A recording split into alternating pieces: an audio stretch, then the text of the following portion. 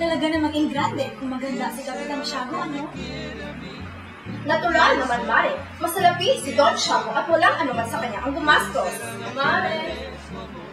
Mare, punta tayo doon. Tinatawag tayo ng ating mga kaibigan. Sige. Binaliwala ng mga Indio ang paglilingkod ko sa Diyos. Dito sa San Diego ng 20 taon, parang walang nakakilala sa akin. Mga mangmang ng mga Indio. Huwag, Padre Damaso. Indio ang may-ari ng tahanang ito. Siya nga naman, baka magdamdam ka sa Kapitan Tiago. Matagal nang hindi pinalagay ni Kapitan Tiago na siya ay isang Indio. Walang pangalawa ang kamangmangan ng mga Indio. Teka lang, Padre Damaso. Mga amigos! Nais kong ipakilala ang anak na nasira kong kaibigan, si Ginoong Crisostomo Ibarra. Kararating lang niya sa Europa. Ikinagagalak ko pong makasalamuha kayong lahat. Aba, Padre Damaso, ang pura ng aming bayan at kaibigan ng aking ama. Hindi ko may turing na kaibigan ng iyong ama. Ah, ikaw pala ang anak ni Ginoong Rafael Ibarra. Mga kaisan, magsitainan na tayo. Ginoong Ibarra, sa 7 taon mong paglakbay sa ibang bayan, hindi mo ba nililimutan ang ating bansa? Ginoong Laruha, nasa Europa man ako, di kong kayo magiparin ang lumalakay sa aking mga ugat. Sayang lamang ang perang hinugot ko paglalakbay. Bulag ka pala. Ipagpaumanin niyo po at ako rin aalis. Marami pa kasi ang pataas at sulit sa bayan. Ngunit, hindi pa kayo nakikita ni Maria Clara. Bukas ko na lang bibisitahin ang inyong magandang anak, Kapitan Tiago.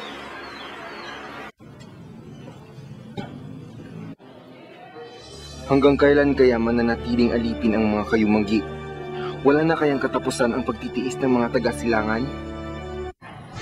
Binata, mag-ingat ka sana. Kayo pala, Teniente Guevara. Ginulat ninyo ako. Ipagpatawad mo, iho. Pero nais ko lamang kitang paalahan ng mag-ingat. Ha? Tulad ng aking ama, wala akong mga kaaway.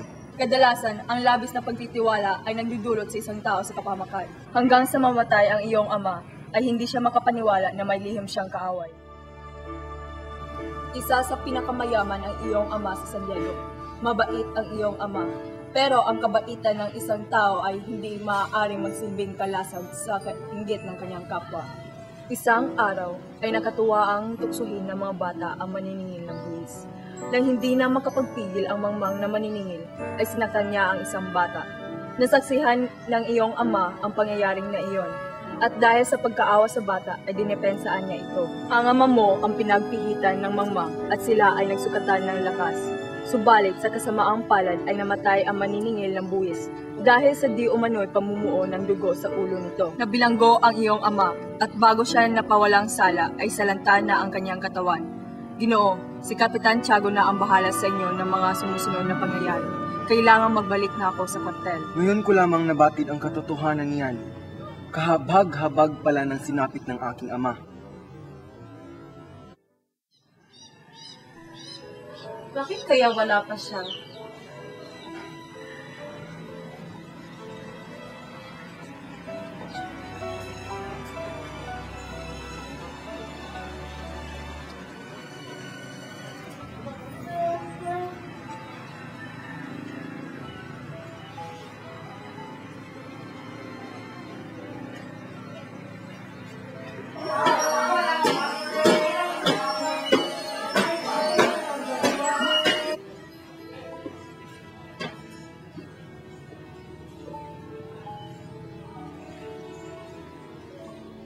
Mapalad ako sa naging kasunduan ng ating mga magulang.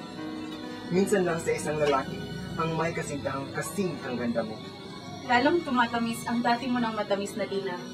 Marami kang bayang narating, marami kang mutyang napaangin. Huwaran ang kagandahan ng aking naman, kaya hindi ko na kailangan pang humanap ng iba pang pamangking uhaw. Sinungaling, matitiis mo ba kaya hindi tumingin sa ibang kagandahan? Ang kagandahan ay wala sa tinitignan, kundi sa tumitingin. Sa dambana ng aking puso, ikaw lang ang tanging birhen. Naramdam ko ang aking maagang pagisan. Subalit bukas ang kaarawan ng mga batay, kaya kailangan akong pumunta ng San Diego. Nauunawaan ko, Ibarra.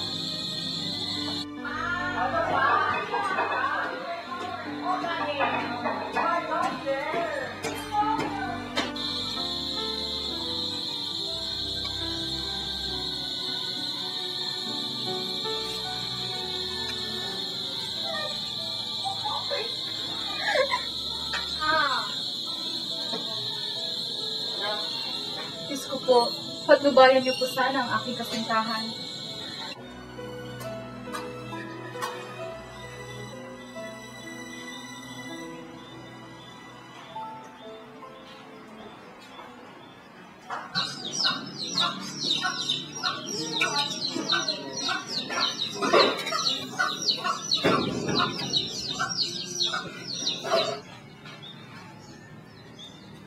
Magandang umaga po, Padre Damaso. Tila may lakad kayo, Iya. Saan kayo pupunta? Sa Beaterio po, Padre Damaso, kukunin ko na po ang aking kagamitan sapagkat hindi na po kami babalik roon.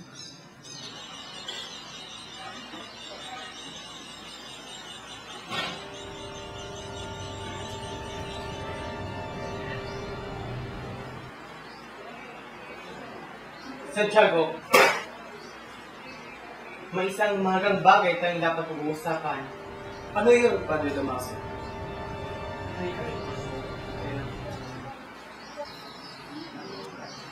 Isipin mong mabuti ang sinabi ko sa iyo. Wala akong hangad, kundi ang ikatitiwasay mo. Nauunawaan ko, Padre Damaso. Kayo ang masusunod.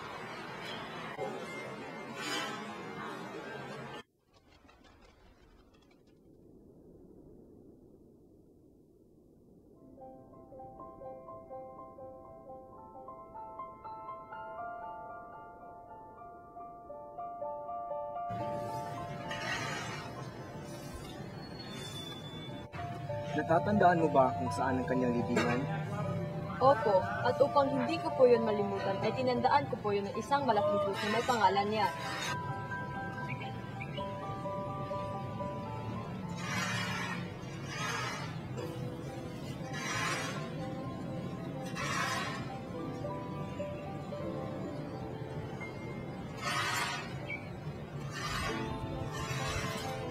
Akala ko ba natatandaan mo ang libingan ng aking ama?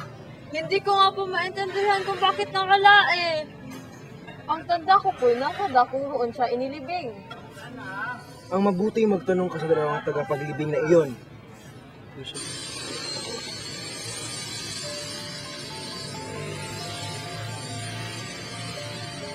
Nalalaman mo ba kung anong nangyari sa malaking krus na nasa libingan doon? Ah, yun ba? Sinulog ko na. Ano? At bakit ko naman ginawa iyon?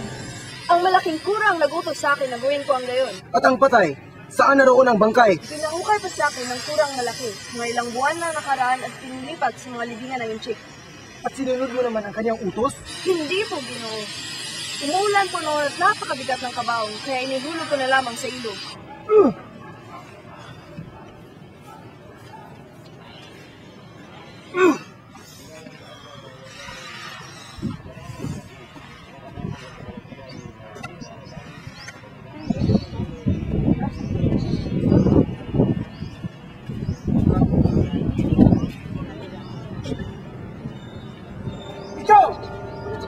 Ikaw ang nagagawa ng sinapit ng aking ama! Hindi po! Hindi po! Hindi po! Wala po akong kasalanan dyan! Kung gayon, sino? Sino ang may kagagawan? Si Padre Damaso po! Padre Salvi! Ayos na po ba kayo? Hindi ko siya masisisi sa kanyang ginawa.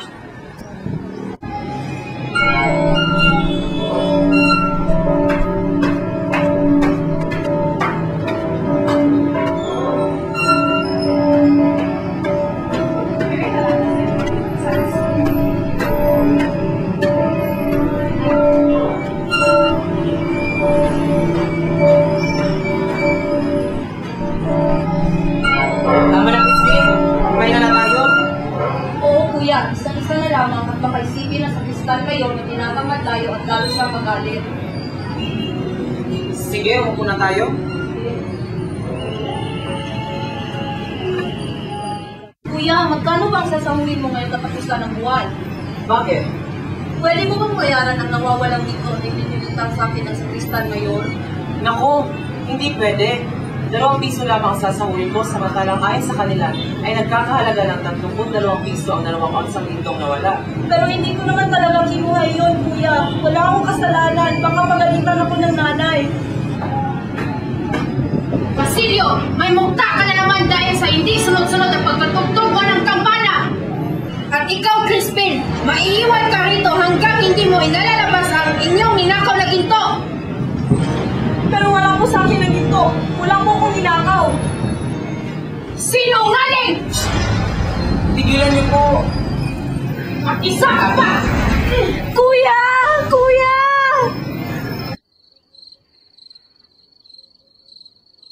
Naku, paano na to? Sarado lahat ng pinto. Alam ko na.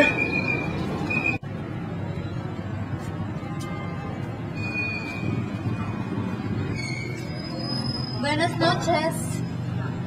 Pakibigay nga po ito sa Sakura. Bakit? May kailangan ka ba sa kanya? Ibig ko po sanang makita ang kura at pakiusapang pauwiin na ang aking anak na si Crispin. Aba! Nasaan yung bahay na si Crispin? Huwag mo nang ipagkaila. Mabuti kang ina. Subalit, ang iyong mga anak ay masama. Nagmanang marahil sa kanang batugan ng ama. Walang kasalanan ng aking mga anak! Alam ng Diyos yun! Nagbubulag-bulagan ka lamang dahil mga anak mo sila. Nagtanan kagabi si Crispin matapos yung magnakaw ng mga mahaling gamit sa kumbento. Diyos na mapahagin! Inutusan ako kagabi ng kura upang sabihin sa Guardian Civil. Marahil, andun na sila sa bahay niyo upang magpinan yung mga anak. Mga anak ko! Diyos ko! Iligtas mo sila! Guardia Civil! Tulungan ninyo ako! Nawawala aking anak! Ikaw ba si Sisa, ang ina ng mga paslit na magnanakaw? Opo! Kung talagang magnanakaw, may tatawag niyo sa aking mga anak. Huwag ka nang magkaila nang hindi ka pa lalong mapahamak. Sadyang huhuli namin ang iyong mga anak sa salang pagnanakaw. Ngunit nakatakas ang malaki, saan mo tinagong maliit. Matagal ko na pong hindi nakikita ang anak kong si Crispin. Sauli mo na lang ang mga ninakaw ng iyong mga anak at hindi ka na namin huhulihin. Ginoo, kami ay hirati sa gutom. Kaya't magtitiyak kong hindi magnanakaw ng mga anak. Sinungaling! Ikukulong kita hanggat hindi mo sinasauli ang mga ninakaw yung mga anak. Wag po! Ah! Maawa kayo! Parang awa niyo na! Magbubulok ka dyan kung hindi ka magsasabi ng totoo. Anong nangyayari dito? May kinuha po ang anak niya, Ginoong Alperes, at hanggang ngayon ay hindi niya sinasabi kung nasaan sila. Tulungan niyo po ako! Kagagawan lamang yan ang kuripot na kura. Pakawala ng babaeng yan at huwag kayong makialam. Kung nais niyang makuha ang kanyang nawala, ay hingin niya sa San Antonio. Daya ka na? Maraming salamat po. Crispin! Basilio! Mga anak ko! Crispin! Basilio! Basilio! Ang dugo! Ay, dugo!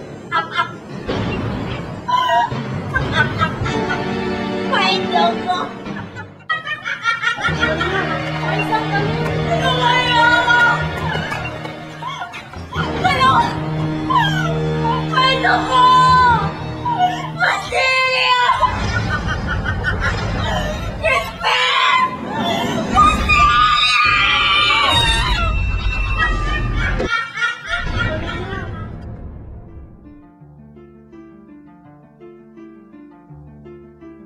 Hindi mo ako dapat pasalamatan, Ibarra.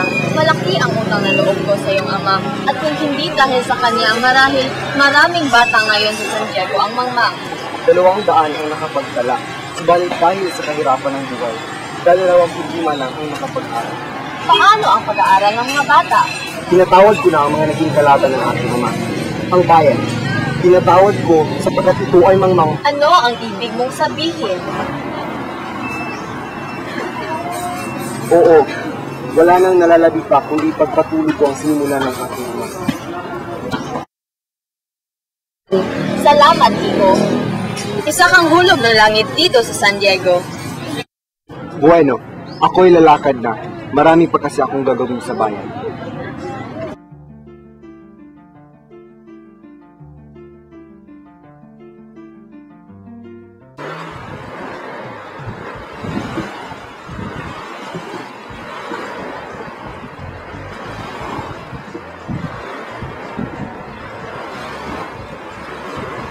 Malayo pa ba ang bakla ng aking ama?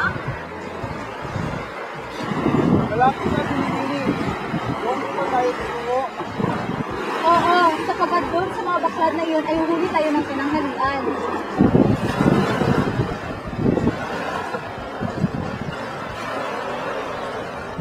Aba! Aba! Ba't nagpapalaw? Buhaya!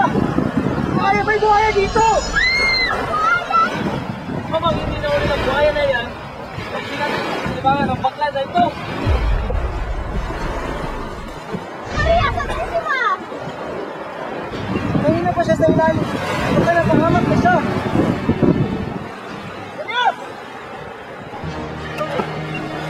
Diyos mío, Ibarra!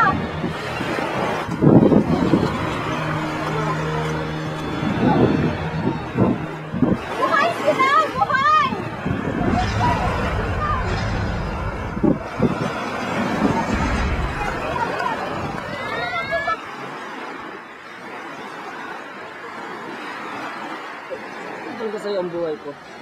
Ginawa ko lamang ang inakala kong dapat kong gawin.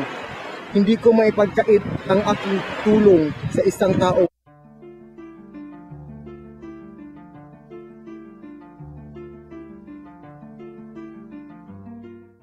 Nang nabubuhay pa ang aking ama, ay madalas siyang sumanggunin sa inyo kung may mabigat siyang suliranin. Kaya kung inyong mamarapatin, ibig kong payuhan niyo ako tungkol sa binabalak kong pagpapatayo ng isang paaralan. Isang paaralan. Isang paaralan para sa ating mga mangmang na mamamayan. Isang gusaling kadlungan ng karunungan. Pero Ginoong Ibarra, sa panahon ngayon, ang karunungan ay kamatayan. Sumangguni kayo sa pamahalaan, Ginoong Ibarra. Sila lamang ang makakatulong sa inyo, sapagkat sila ang may hawak sa sikmura ng mamamahayan. Bukod sa roon, hindi lamang salapi ang iyong kailangan sa binabalak niyo, kundi tibay ng loob, pagtitiis at pananalig, na kaya lamang tinik ang nakatanim sa ilalim ng lupay dahil tigang iyon. Sa pagtitiis ko kaya ako'y magtatagumpay? Mabigo man ko kayo ay para na rin kayong nagtagumpay, sapagkat ang iyong tinanim ay magbubunga ng panyagong palanin. Magsisilbing itong tanglaw sa mga taong takot na simula ng iyong halimbawa. Bago ako umalis, ay ibig kong malaman ninyo na nananalig ako sa iyo. Ang inyong payo'y magsisilbing gabay ko sa landas ng aking tatakhakin.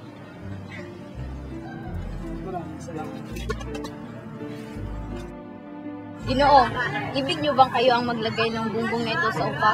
Isa pong malaking karangalan. Subalit, ang kalihim ay may higit na karapatan ka sa akin.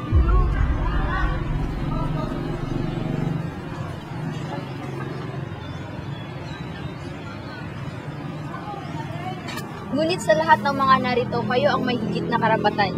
Kung hindi dahil sa inyong pagpupunyagi, hindi masisimulan ang mga ito. Sana hindi yan tanggapin ni Ibarra. Kung gayon, ipahihintulot ninyo.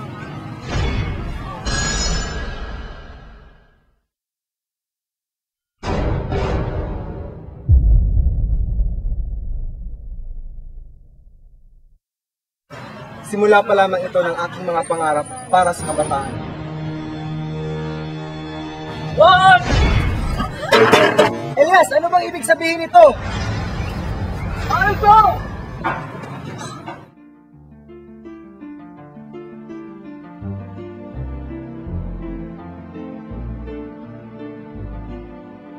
Labis ang halagang iginugo sa gusali ng paaralan. Yan ang hirap ng mga Indio, mga palalo, nagmamarunong agad at nagtuto ng bahagya. Huwag mo siyang pansinin, Ibarra. Maria Clara, kung nalalaman mo lamang ang ginagawa kong pagpigil sa sarili. Ang ama na maganyang taksil ay nabubulok at namamatay sa bilangguan ng parang isang... Wala kang karapatan na salaulangin ang alaala ng aking ama! Magdasal ka na. Sa oras na ito'y nakasalalay ang iyong buhay sa aking mga kamay. Ngayon, malalaman na natin kung dugo ba o putik ang nananalitay sa iyong ugat. Maghunos dili ka, Ginoong Ibarra. Ang iyong gagawin ay isang mabigat na kasalanan sa Diyos. Maghunos dili? Bakit? Wala akong dahilan upang panghilayangan ang buhay ng taong ito! Ibarra, huminahon ka. Kahit alam-alam man lamang sa akin. Pabigyan mo sana ako, Ibarra.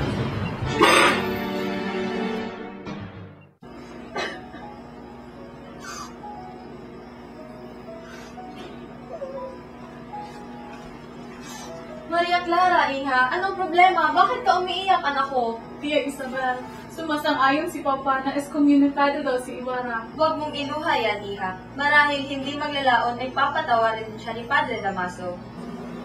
Hindi ang kanyang pagka-excomunion na aking niluha, Tia, kundi ang pagbabawan ni Papa sa pagkikipag-usap sa kanya. Bakit ka mukhang nababahala, Tiago? Anong nangyayari sa'yo? Napakalaki ng aking suliranin, Isabel. Pinasisira ni Padre Damaso ang ating pagkikipagsunduan kay Ibarra, sapagkat kung hindi ko siya susundin, ay paparusahan tayo sa kabilang buhay. At pumayag naman kayo! Huwag ka nang umiyak, anak. Subalit, malaki ang pagkakautang ko kay Ibarra. 50,000 piso. Subalit, hindi ko pwedeng suwayin ang kagustuhan ni Padre Damaso. Bakit di mo masusuway si Padre Damaso, Papa? Bakit? Sapagkat titikisin ako ni Padre Damaso sa pamamagitan ng ekskomunyon. Manginginig ang buong katawan ko, pati kaluluwa ko. Huwag ka nang umiyak, anak, sapagkat sinabi sa akin ni Padre Damaso na darating na ang kanyang kamag-anak mula Espanya at iyon na daw ang magiging katipan.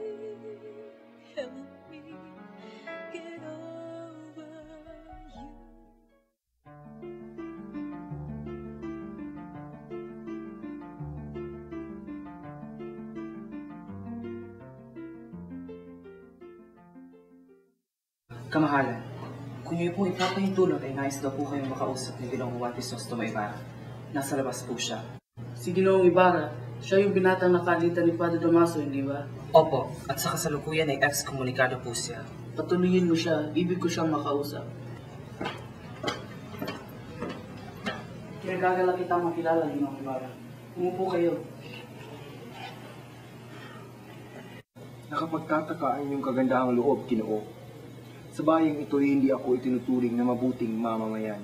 Kung ang dahilan ng pagsasabi ninyo ngayon ay ang inyong pakikipag-alitan kay Padre Damaso, ay wala kayong sukat na ipangamba. Ako ang nakakaalam sa buong kapuluan at hindi kayo maaano. Marami pong salamat, General. Kakausapin ko rin ang Arsobispo ukol sa iyong eskomunyon. Marahil kung ako ang nalalagay sa inyong katayuan, ay higit pa sa ginawa ninyong magagawa ko. Hindi katakataka mahalin ng isang anak ang kanyang magulang. Ngayon lamang po ako naniniwala sa balitang kayo'y maunawain. Ang totoo'y wala akong hinahangad kundi ang kaligayahan ng aking bayan. Pinapangarap kong ang Espanya at ang Pilipinas ng isang tumapak na pamamalakad. Sinabi ninyong maunawain ako. Ngayon naman ay pahintulutan ninyo akong sabihin matalino kayo. Sa Europa nararapat manirahan ang mga taong katulad ninyo. Kung nais ninyo ay isasama ko kayo pabalik ko roon. Habang may hininga, ay hindi ko malilimot ang inyong kagandahang loob.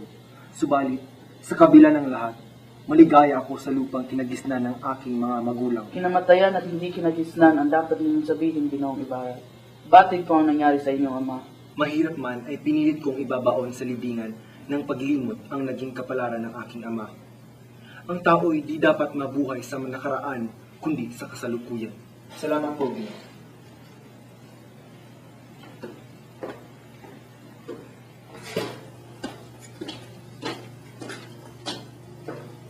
Alcalde.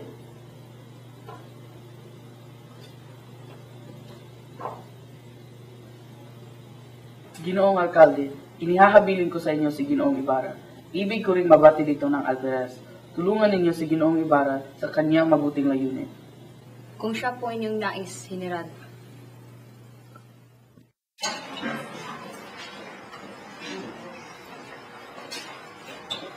Gracias, Lorena. Gracias, Captain Chan. Ang totoo'y ipasusundo ko sana ay iyong asawa nung dumating ka na dito. Kinagala ko pong ipakilala si Don Alfonso at si Dr. Liz Padania. Isa siyang kamag-anak ni Padre Damaso, isang tanging kalihim at lahat ng ministro. Isa pong malaking karangalan na makilala kayo, Lorena. ay kinaliligaya ko rin ang pagkilala sa inyo ko. Santiago, may sakit ba ang aking inaanak? Opo, Padre Damaso. Tatawa ako ng dalubhasa mga gamot para gumaling siya. Iyak, gusto ka na. Huwag ko kayong mag-alala. Gagaling din ho ako. Sino ka? Ako po si Linares, ang inaanak ng bayaw mo na si Carlicos. Santiago, ibig kita makuusap ng sarilingan ang iyong silid. Sumama ka sa amin, Linares. May sakit mo ba si Maria Clara? Oo, Sina. Subalit, huwag mo nang ikabahala kung ano man ang karamdaman ngayon ni Maria Clara. Sapagkat, dinadala ko dito si Dr. De Espadanya. Siya na ang gagamot kay Maria Clara.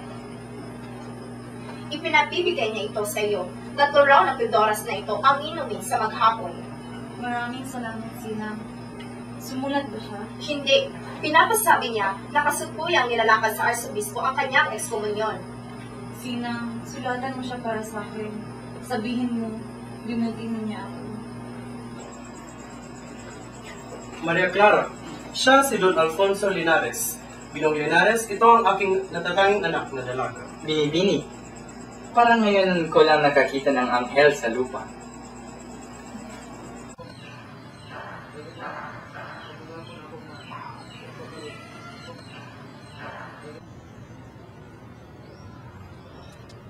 Iwasan natin ang pagdanak ng dugo, Kapitan.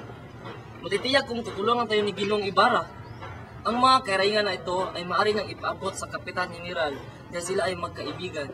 Nag-aalinlangan ako sapagkat siya ay mayaman at ang mayayaman ay walang ibang inaatupag kundi ang magpayaman.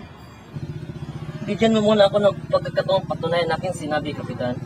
Kung ako'y magtatagumpay, ay maiwasan natin ang pagdaloy ng dugo.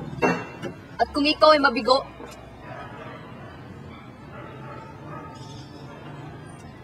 kung gayon, ikaw na ang pala sa aking, Kapitan.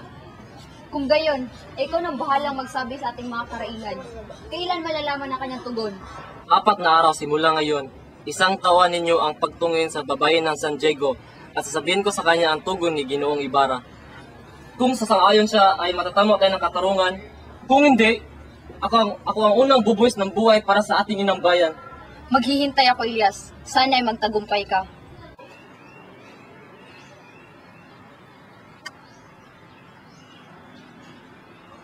Tulad ni Ibarra, marami ka na palang bayang narating. Marahil ay pareho kaming hilig. Linares, hamunin mo ang Alperes ngayon din. Bakit? Ano nangyari? Sapagkat ininsulto ako ng kulasisi niya, tungkulin mo ipagtanggol kami pinsan. Minahon ko kayo, Doña Victorina. Oh, ano ngayon ang binabalak kong gawin? Kailangan hamunin ni Linares ang Alperes. Kung hindi, walang kasalang magaganap sa kanilang dalawa ni Maria Clara. Anong kasalan, Papa?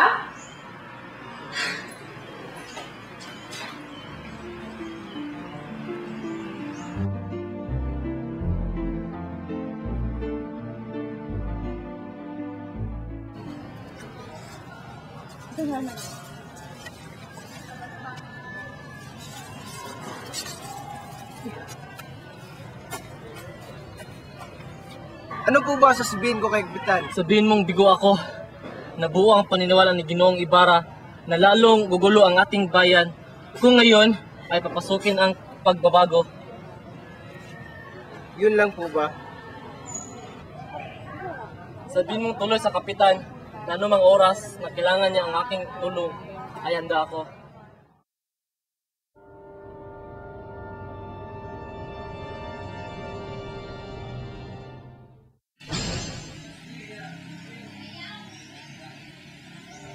Serious ba yun? Serious nga! Ibarra, ngayon din ay kailangan mong lumayo sa buhok na ito. Bakit Elias? Sapagkat ngayong gabi ay gulo at ito. Diyos ko! Ano nga na? Ano? Wala na. Hindi pa sa pagbatas.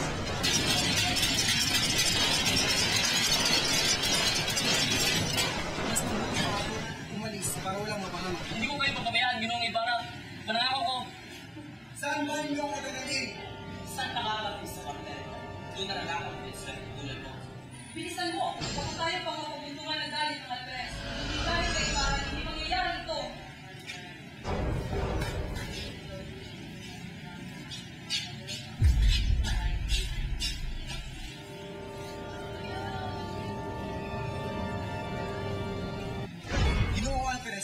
dahil naman sa mga nangyari, nananahimik lang ako sa bahay nang ako'y nakarinig ng mga putukan at sigawan.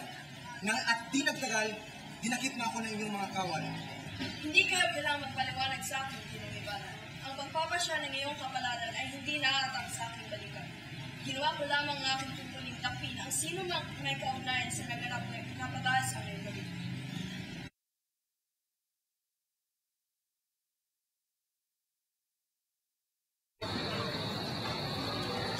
Ginong Ibarra, kailangan mo nang tumakas dito.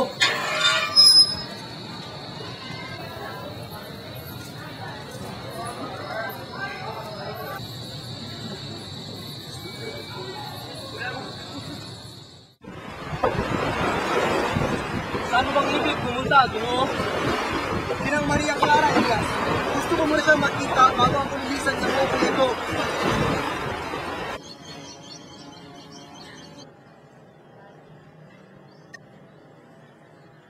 Diyos ko, si Ibarra!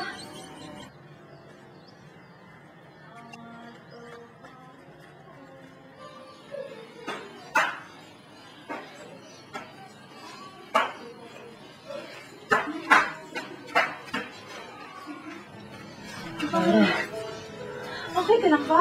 Oo. Beses pa ako'y binitawan sa aking inang paliligayahin kita. Iyan ang dahilan kung kaya ako nagtumulo. Ayaw kong balang araw ay sisisihin mo ang iyong sarili sapagkat matagal na kitang pinatawad. Hindi ka magsasalita ng ganyan kung batid mo ang buong katotohanan. Nabatid ko kung sino ang aking tunay na ama. Ipinagbawal sa akin na mahalin ka, maliban lamang kung mapapatawad ka sa kalapastang sabing ginawa mo sa kanya. Ano? Nagtaksil ang aking ina sa kinikilala kong ama. Iyan ang lihim ng aking pagkatao. Hindi ko malaman kung anong gagawin ko. Hindi ako maaaring magpakasal sa iyo dahil ibubunyag ng taong may alam ang aking lihim sa madla.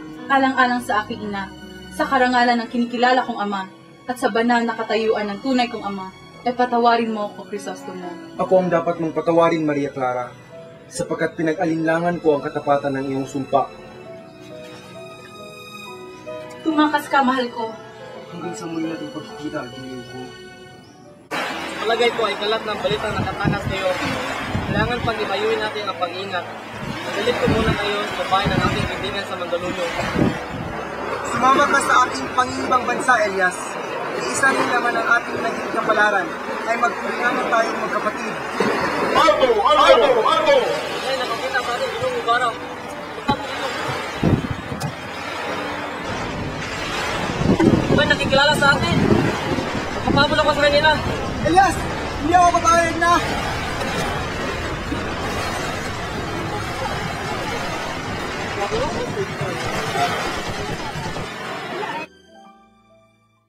Inay! Inay! Inay! Inay! Inay! Inay! Inay!